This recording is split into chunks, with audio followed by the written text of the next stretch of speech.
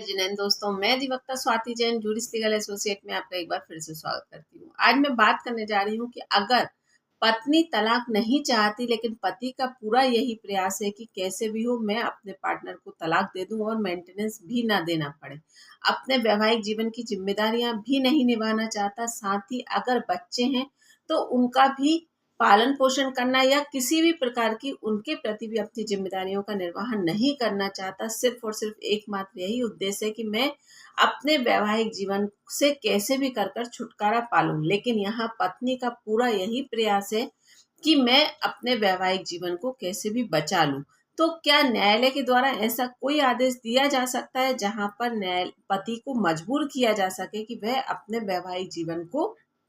बचा सके? जानकारी पूरी पाने के लिए वीडियो में बने रहिए और अगर अभी तक आपने मेरे चैनल को सब्सक्राइब नहीं किया है तो मैं आपसे रिक्वेस्ट करूंगी कि मेरे चैनल को सब्सक्राइब कर लीजिए ताकि आने वाली वीडियो की नोटिफिकेशन आपको मिल सके। चलिए बात करते हैं कि अगर परिस्थितियां ऐसी हों कि जहां पत्नी तलाक नहीं चाहती लेकिन पति चाहता है कि सिर्फ और सिर्फ कैसे भी कर मेरा वैवाहिक जीवन से पीछा छूट जाए और मैं अपने अपने हिसाब से अपनी जिंदगी का निर्वहन करूं, ना ही मैं अपनी पत्नी को ना ही मैं अपने बच्चे को कैसे भी किसी भी प्रकार का सपोर्ट करूं। तो ऐसी परिस्थिति में क्या करना चाहिए पत्नी को? तो यहाँ पर पत्नी को अपने पूरे पक्ष को एक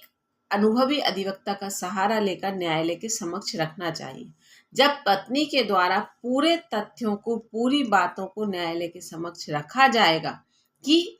मेरी किसी भी प्रकार से कोई भी गलती नहीं है, मैं हर प्रकार से पूरी तरीके से यही प्रयास कर रही हूँ कि वैवाहिक जीवन किसी भी प्रकार से चलता रहे।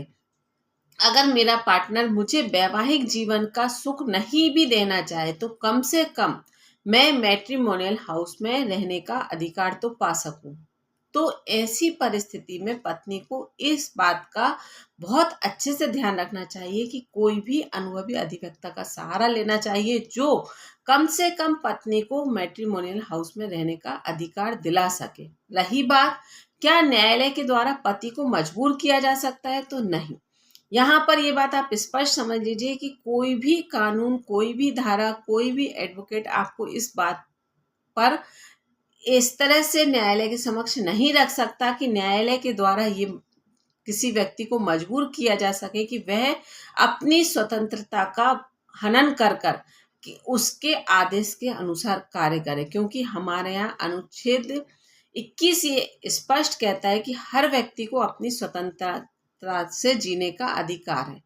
कोई भी व्यक्ति अगर किसी व्यक्ति की स्वतंत्रता का हनन करता है तो उस पर सख्त कार्यवाही की जाएगी। तो यहाँ पर आप ये बात स्पष्ट समझ लीजिए कि किसी भी प्रकार से पति को मजबूर नहीं किया जा सकता। और साथ ही हम दूसरी तरफ भी बात करें तो यहाँ पर पत्नी को भी कभी भी मजबूर नहीं किया जा सकता। हाँ, कुछ हिदायतें दी जा सकती हैं, किसी प्रकार से दबाव बनाया जा सकता है और इसका एक बहुत बड़ा पार्ट होता है मेंटेनेंस। अगर परिस्थितियां ऐसी देखने को मिलती हैं कि जहां पत्नी तैयार है लेकिन पति तैयार नहीं है तो यहाँ पर कुछ हिदायतें इस तरह से दी जाती हैं या मेंटेनेंस का दबाव बनाया जाता है कि अगर आपकी गलती है और पत्नी रहना चाहती है तो आपको इतना मेंटेनेंस तो देना ही होगा, या अगर आप मैट्रिमोनियल हाउस में पत्नी को साथ में रखने के लिए तैयार नहीं है तो आपको पत्नी को अपने स्टेटस के अकॉर्डिंग रहने की या उसकी जीविका को चलाने की व्यवस्था कर देनी होगी। तो ये एक पार्ट होता है कि जहां पर इनडायरेक्टली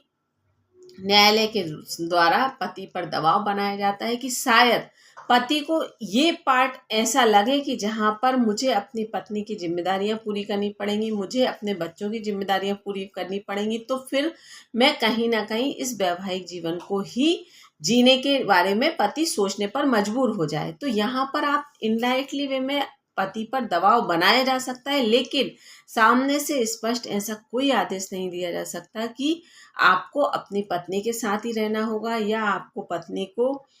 खर्च इतना देना होगा या बच्चों को इस तरह से लालन पालन कर आपको उसके साथ रहना होगा। तो यहाँ पर ये बात आप स्पष्ट समझ लीजिए। हाँ, लेकिन अगर पत्नी के सामने ऐसी परिस्थितियां हैं तो पत्नी को यहाँ पर डरने, घबराने या पीछे हटकर चुपचाप बैठने की आवश्यकता नहीं है। यहाँ पर पत्नी को अपना पक्ष पूरी तरीके से रखना चाहिए और यहाँ पर जब पत्नी पक्ष रखेगी तो वह अगर वैवाहिक जीवन नहीं बचा पाई तो कम से कम उसे अपने मैट्रिमोनियल हाउस में रहने का अधिकार मिलेगा। अपने बच्चों को अच्छी तरीके से पालन पोषण करने के लिए पूरी तरीके से मेंटेनेंस दिलवाया जाएगा, पत्नी को मेंटेनेंस मिलेगा और कहीं ना कहीं उसके जो अधिकार होते हैं वैवाहिक जीवन के वो उसे मिलेंगे। और साथ ही ये स्पष्ट होगा कि पत्नी तो चाहती थी लेकिन पति नहीं चाहता था, पति के द्वारा ही इस बात में इनकार किया गया, क्योंकि अगर महिला पीछे हट जाती है तो कहीं ना कहीं पुरुष वर्ग को इस बात से का सपोर्ट मिल जाता है और ये कहने को हो जाता है कि मेरे द्वारा तो ऐसा किया जा रहा था। लेकिन जब आप उस केस को कहीं ना कहीं अंत तक पहुंचाते हैं तो ये स्पष्ट चीजें सामने आती हैं, तो आप एक तरीके से समाज में भी सर उठाकर जी पाएंगे कि आपने अपने एफर्ट्स लगाने में, आपने अपने पूरे प्रयास करने में किसी भी प्रकार से कोई भी कमी नहीं छोड़ी। तो यहाँ पर मेरे ख्याल से आपके कॉन्सेप्ट क्लियर हो गए होंगे कि अगर पति तलाक चाहता है और पत्नी नहीं चाहती तो आपको किस प्रकार से अपने कदम बढ़ाना चाहिए। और यहाँ पर साथ ही इस बात का भी ध्यान रखना चाहिए कि अगर बच्चे बालिग नहीं हैं तो यहाँ पर आप बच्चों के लिए अलग से मेंटेनेंस की मांग करेंगी, अपने लिए अलग से मेंटेनेंस की मांग करेंगी। अक्सर ये होता है कि महिला के द्वारा मेंटेनेंस की अपील लगाई जाती है और महिला अपने साथ ही मतलब अपने लिए मेंटेनेंस की मांग करती है और उसका सोच ये होती है कि मुझे बच्चों का भी इसी में पालन पोषण करना है, या उसके बिहाफ पर ये कि मेरे साथ 2 बच्चे भी हैं तो इस आधार पर मेंटेनेंस का निर्धारण किया जाता है। लेकिन अगर बच्चे बालिग नहीं हैं तो वो पिता से सेपरेट मेंटेनेंस की मांग कर सकते हैं। तो यहाँ पर इस बात को स्पष्ट समझ लीजिए कि अगर पति के द्वारा इस तरह से कोई भी कार्य किया जा रहा है तो आपको यहाँ पर बच्चों के द्वारा भी मेंटेनेंस की मांग करना चाहिए या बच्चों के लिए अलग से मांग करना चाहिए कि आपकी अपनी जीविका है, आपके अपने खर्च हैं और साथ ही बच्चों के भी। तो मतलब इस तरह से आपको उचित मेंटेनेंस भी मिलेगा और आप एक समाज में सर उठाकर भी जी सकेंगे। तो ये परिस्थितियाँ आपको क्लियर होंगी। फिर भी अगर कोई बात लगती है तो कमेंट बॉक्स में कमेंट कर आप पूछ सकते हैं। धन्यवाद।